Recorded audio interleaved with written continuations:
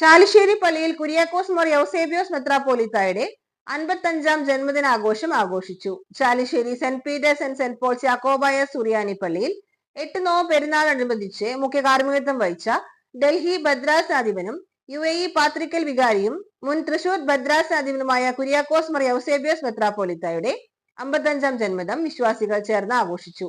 ഇടവകങ്ങളുടെ നേതൃത്വത്തിൽ കുട്ടികളോടൊപ്പം ചേർന്ന് മെത്രാപ്പോലിത്തയ്ക്ക് കേക്ക് മുറിച്ച് മധുരം പങ്കുവച്ചു.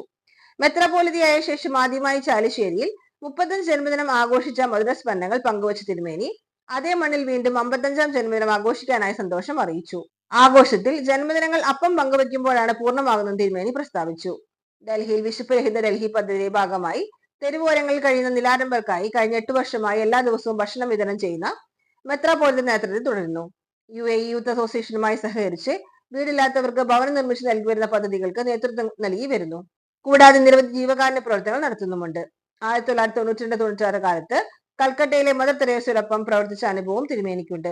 ആഘോഷത്തിൽ വികാരി ഫാദർ ബിജു മൂങ്ങാങ്കുന്നിൽ, വൈദികർ father John Kulangattil, father Saji, trustee CU Shalamon, secretary Titus David, Joseph Chalissery എന്നിവർ പങ്കെടുത്തു.